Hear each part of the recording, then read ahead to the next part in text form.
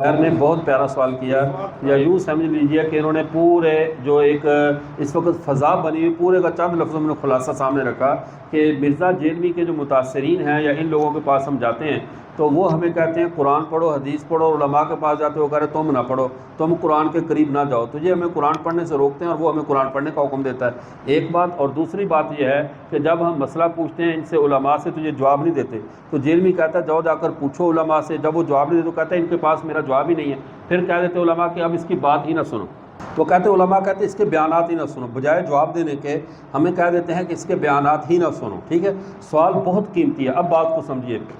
جو سوال کا پہلا جز ہے کہ علماء کہتے ہیں قرآن نہ پڑھو اور وہ کہتے ہیں قرآن پڑھو، یہ دونوں باتیں غلط ہیں۔ علماء نے کبھی بھی نہیں کہا کہ قرآن نہ پڑھو، ہمارے تو مدرسے کھلے اس لیے کہ اور قرآن پڑھو، مدارس میں، مساجد میں، ہر جگہ قرآن پڑھنے کے مدارس حلقے قائم ہیں، بات قرآن پڑھنے کی نہیں ہے، قرآن کو سامنے رکھ کر ترجمہ قرآن پڑھ کر فتوے دینے سے علماء منع کرتے ہیں۔ یہ قرآن اگر ان کے جتنے بھی فالورز ہیں ان کے سامنے آپ قرآن پاک کہیں ٹھیک ہے میں بحیثیت مدرسے کا طالب علم آپ کے سامنے قرآن رکھ دیتا ہوں، آپ عربی زبان میں قرآن پاک سامنے رکھا ہے، کسی ایک آیت کو پڑھ کر اس کا ترجمہ کر کے بتا دیں، نہ قرآن آتا ہے نہ حدیث آتی ہے نہ اس کا ترجمہ آتا ہے، پڑھنا آپ نے کیا ہے، یا میرا ترجمہ پڑھنا ہے یا ان کا پڑھنا ہے یا ان کا پڑھنا، اس ترجمے سے پڑھ کر پھر مطلب نکالنا تو سراسر گمراہی پھیلانا، اس کو ہم منع نہیں کرتے، جو منع کیا تھا حضرت عمر فاروق رضی اللہ تعالیٰ عنہ نے، اور یہ کتاب ہے البدایہ والنہایہ میں واقعہ لکھا ہے، ان کی فوج کے اندر ایک کمانڈر تھا زبی، وہ لوگوں سے کہتا ہے سورہ زاریات پڑھا کرو، سارے لوگ اس کے اندر تفسیر دیکھو تو اس پہ غور و فکر کرو، سورہ زاریات ایک مغلق تفسیر ہے، اس میں ایسے ایسے مسائل ہیں جو علماء بھی صحیح طور پہ حق کما کنی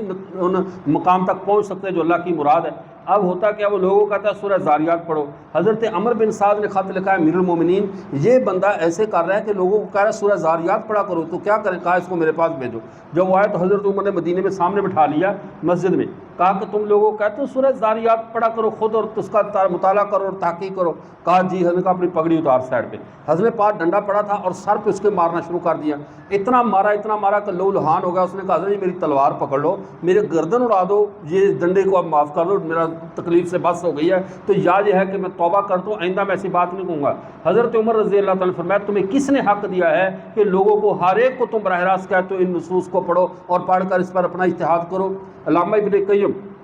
رحمۃ اللہ علیہ نے لکھا ہے آپ صلی اللہ علیہ وسلم کے 1.25 لاکھ صحابہ میں جو علماء صحابہ کرام تھے وہ صرف 150 تھے، ان 150 علماء صحابہ میں جو مفتی تھے جن کو فتویٰ دینے کی اتھارٹی حاصل تھی وہ صرف 6 صحابہ کرام تھے، تو 6 صحابہ مفتیاں جو فتویٰ دیتے دوسرے کسی کو فتویٰ دینے کی اجازت نہیں ہے۔ اس کی ایک مثال بھی موجود ہے، ایک دیہات میں حضرت ابو ہریرہ رضی اللہ تعالیٰ موجود تھے، کسی لوگوں نے مسئلہ پوچھا تو انہوں نے بتا دیا، حضرت ابو ہریرہ محدث ہیں، اللہ کے نبی کی سب سے زیادہ حدیثیں انہوں نے بیان کی ہیں، اوپر سے حضرت عمر آ رہے تھے تو انہوں نے کہا بھی رکو، میں نے مسئلہ بتایا، وہ امیر المومنین آ رہے ہیں ان سے پوچھو، وہ مفتی ہیں وہ مسئلہ بتائیں گے، ان سے بھی ذرا پوچھ لیتے ہیں۔ جب ان سے مسئلہ پوچھا تو حضرت عمر رضی اللہ تعالیٰ نے بھی وہی مسئلہ بتایا جو کس نے بتایا تھا، حضرت ابو ہریرہ نے، تو حضرت ابو ہریرہ نے خوش ہو کر کہا اے امیر المومنین جزاک اللہ خیر کہ آج آپ نے وہی مسئلہ بتایا جو میں نے بتایا تھا۔ حضرت عمر نے کہا تجھے مسئلہ بتانے کی اجازت کس نے دی ہے، تو مفتی ہے فتویٰ بتا رہا ہے، تو صرف اللہ کے نبی کی روایت بیان کیا کر جتنی تیری ڈیوٹی ہے، اگر آئندہ مجھے پتہ چلا تو نے کسی کو فقہی مسئلہ بتایا ہے میں تجھے ایسی جگہ جلا وطن کروں گا کہ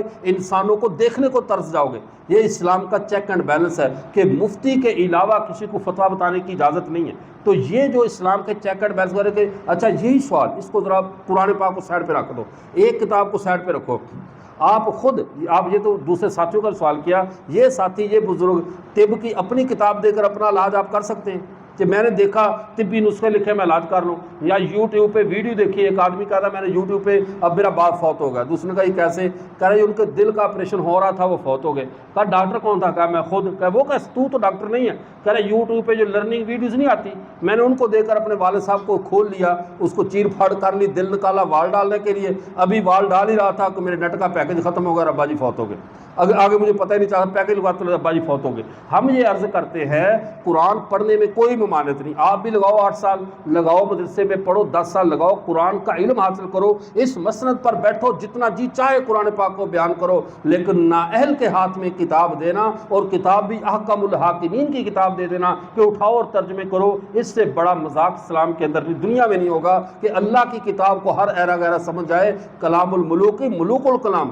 بادشاہوں کا جو کلام ہوتا ہے وہ کلاموں کا بادشاہ ہوتا ہے۔ اب اللہ کی بات کو ہر بندہ سمجھ سکتا ہے، ہر بندہ اس پہ ہم تو یہ رونا روتے ہیں، قرآن پڑھنا منع نہیں ہے، تلاوت کرو جتنا مرضی کرو، لیکن قرآن کے ترجمے سامنے رکھ کر فتوے بازی بند کرو، اس بات سے ہم روکتے ہیں۔ اگلی بات کہتے علماء جواب نہیں دیتے، تو کہتے اس کی بات کو نہ سنو۔ دیکھیں دو طرح کا جواب ہوتا ہے، ایک ہوتا ہے کہ فتنے کے قریب جانے سے عوام کو روکا جائے، اور ایک ہے کہ اس کا کام کیا جائے۔ اس رستے میں ایک پل ہے، مثال کے طور پر یہ آپ کی مسجد سے نکلتے ایک پل ہے اور پل یوں لرز رہا ہے، اس کا ایک حل ہے کہ پل کو تعمیر کر دیا جائے۔ جب تک تعمیر نہیں ہوتا، پل کا مسئلہ حل نہیں ہوتا، تو وہاں پہ متبادل راستے کا بورڈ لگا دیا جائے کہ اس پل پر مت چڑھنا، اس کا یہ پل کمزور ہے، گر کر اپنے آپ کو گوا بیٹھو گے، اس کا متبادل راستہ اختیار کرو۔ اب یہ بزرگ کھڑے ہو گئے، کہنے لگے اس ایم پی اے نے یہ تو لکھ کر لگوا دیا، اس کے پاس پل بنانے کی اوقات ہی نہیں ہے، ہم تو اسی پل سے جائیں گے، اگر گر گئے تو نقصان کس کا ہوگا؟ یہی ہم کہتے ہیں بجلی کی ننگی تاریں ہوں، جب تک واپڈا والے نہ آئیں، کوئی ماہر عالم نہ آئے تمہارے اعتراضات کو دور کرنے کے لیے، تو تاروں سے چھیڑ چھاڑ نہ کرو۔ یہ سمجھاتے ہیں، یہ نہیں ہے کہ ان کی باتوں کا جواب نہیں ہے۔ 1400 سال سے یہ علماء ہی ہر فتنے کا مقابلہ کرتے ہیں، یہ کوئی نئی بات تو نہیں ہے۔ اور جب جواب دینے کی باری آئی، دیکھو یہ کیسا شاطر انسان ہے مرزا جیلمی، میرے مقابلے میرے بھائی کو بھیج دیا، یہ میرا چھوٹا بھائی ہے، اس کو کہا کہ تو اپنے بھائی سے سوال کر، وہ مولوی ہے، یہ میرے ساتھ الجھ رہا ہے۔ اور اگر یہی بندہ مجھے لے کر جیل میں چلا جائے کہ استاد جی مجھے بات سمجھ میں نہیں آ رہی، تو یہ میرے بھائی ہیں، یہ عالم ہیں، آپ ان کو ذرا خود سمجھا، تو حضرت اندر کی کنڈی نہیں کھولتے،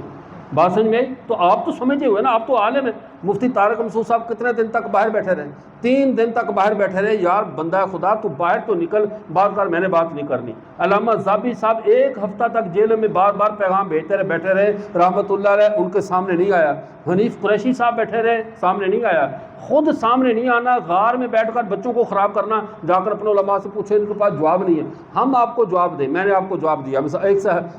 جواب ہے، میں عربی میں دے دیتا ہوں آدھا جواب، میں نے عربی پڑھی، پڑھ کر آپ کو کہا یہ حدیث۔ یہ بیچارہ تو سادہ آدمی، یہ سادہ آدمی، یہ سادہ آدمی، اس کو کیا پتا میں عربی پڑھ رہا ہوں یہ حدیث میں ہے بھی یا نہیں؟ یہ تو کہے گا ماشاءاللہ جی انہوں نے بھی قرآن پاک پڑھ کر مطمئن کر دیا، مطمئن ہو جائے گا۔ لیکن میں کہتا ہوں مرزا جیلمی صاحب بہت بڑے عالم فاضل ہیں، لوگوں کہتے ہیں ان کے پاس ہماری باتوں کا جواب نہیں ہے، تو جواب دینے کے لیے درمیان سے ڈاکیے نکال دو، خود سامنے آ جاؤ، دودھ کا دودھ اور پانی کا پانی ہو جائے گا۔ اب اگر آپ کے وہ عزیز یہ بات کریں، ان کو علماء کے پاس بات جواب کی نہیں ہے، لیکن جواب کا ایڈریس کون سا وہ ہمیں بتا دو۔ مرزا جیلمی کا سوال ہے تو جواب اسی ایڈریس پہ جانا چاہیے نا۔ آپ تو درمیان میں آپ کے تو پیغام لے کر آئے ہیں، آپ تو ٹی سی ایس والے بنے ہوئے نا، ادھر سے ادھر، ادھر سے ادھر، آپ درمیان سے نکلو، جیلمی صاحب سے بات کرو، تاریخ طے کر لو، ترتیب بنا لو، سارے مل کر چلتے ہیں، بیٹھ کر جو اس کے سوال ہے وہ ہم سے کر لے، ہم جواب دیں گے، جو ہمارے سوال ہے اس کو جواب وہ دے دے، آپ پہ حق کھل جائے گا۔ صاف راستہ ہے یا نہیں؟ خود سامنے آنا نہیں، بچوں کو خراب کرتے رہنا اور بدتمیز ان کو بناتے رہنا، جاؤ علماء سے لڑو، جاؤ علماء سے لڑو، یہ شیطانی سوچ ہے۔ ہم کہتے ہیں بسم اللہ کریں۔